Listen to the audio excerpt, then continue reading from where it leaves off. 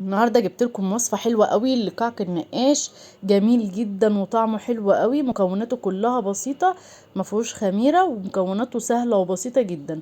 بس عايزه اقول لكم الطعم بقى تحفه بجد. هتجربوه هتدمنوه على طول في الاعياد وفي المناسبات. هجيب اول حاجه 150 جرام زبده تكون طريه بدرجه حراره المطبخ، و70 جرام سكر يعني نص كوبايه. ان شاء الله المقادير دي كلها هسيبها لكم في صندوق الوصف تحت الفيديو عشان تقدروا تعملوها بكل الخطوات ديت. وربع كوباية زيت. واهم حاجة القوام ده انا عايزاه يكون زي كده القوام الكريمي، يكون ناعم جدا ما فيهوش اي تكتلات. فهبدا اخلطه كده بالسباتشولا او بايدك او بمعلقه اي حاجه. وبعد كده هنزل عليه باكو فانيليا عشان طبعا يدينا طعم وريحه كده للكحك. هو كمان في الفرن كده بيدي طعم حلو وبيدي ريحه كمان جميله جدا. هقلبهم كويس جدا وهبدا انزل باربع كوبايات دقيق. بس هنزل بثلاث كوبايات الاول وهقلبهم كده في قلب الزبده. بس هعمل لهم عمليه ايه زي الكحك العادي اللي انت بتبسيه بايديكي بس حلوه. تخلطي كل الدقيق في قلب الزبده. اهم حاجه تتاكدي ان مفيش دقيق خالص بره الزبده. بعد كده هنزل بالكوبايه بقى الرابعه، لان انا قلت اشوف الدقيق اللي معايا هيحتاج الاربع كوبايات ولا لا.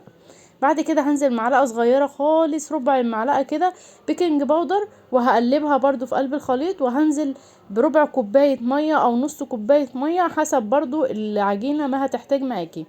النص كوبايه متنزلاش كلها، وحاولي تخلطي المكونات كلها مع بعض عشان تطلع معاكي مظبوطه، لان زي ما قلت لكم كل دقيق بيختلف عن التاني. بعد كده هكون جايبه الميزان دوت وهوزن كل كوره. الكور كلها تكون في مقاس واحد، تكون 40 جرام بالظبط عشان تديكي نفس المقاس بتاع الكحكايه كلها تبقى مقاس واحد. بس هعمل بقى الكحك كله عشان يطلع معايا مقاس واحد زي ما انتم شايفين، وهحطه كده في الصينيه.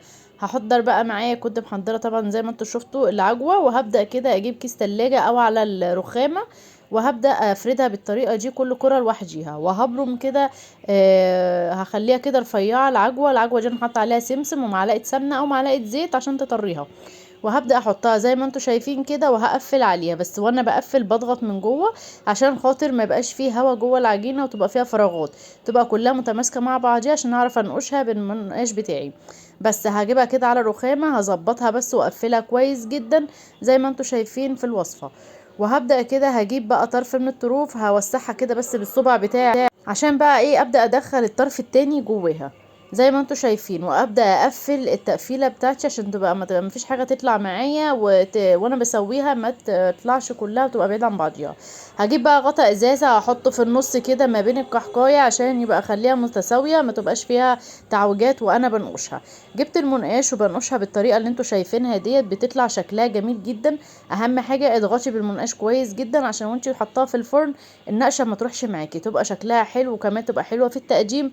لو بتعمليها في المناسبات او في الاعياد تطلع معاكي النقشه في منتهى الجمال. عايزه اقول لك الوصفه دي من احلى الوصفات بجد اللي انا جربتها وعجبتني جدا. عايزاكم كلكم تجربوها وتقولوا لي رايكم فيها ايه في التعليقات. مستنيه تعليقاتكم تقولوا لي كل اللي جربها وكل اللي عملها يقول لي كده عملها ازاي وطلعت معايا ناجحه ولا لا. وان شاء الله هتعجبكم الوصفه وطريقه تحضيرها كلها ومكوناتها كلها. ان شاء الله زي ما قلت لكم هسيبها لكم في صندوق الوصف.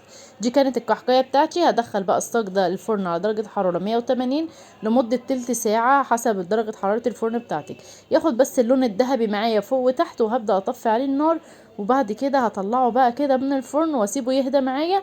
وده كانت شكل الكحكايه الجميله اللي انا وريتها لكم في اول الفيديو. جميله جدا بسيطه ما فيهاش اي حاجه، وكمان بيطلع معاكي ناعم وطعمه حلو جدا. عايزاكي تجربيه وما تنسينيش بقى في لايك وشير للفيديو عشان يوصل للناس كلها. ولو انت لسه موجوده معايا في القناه جديده اشتركي في القناه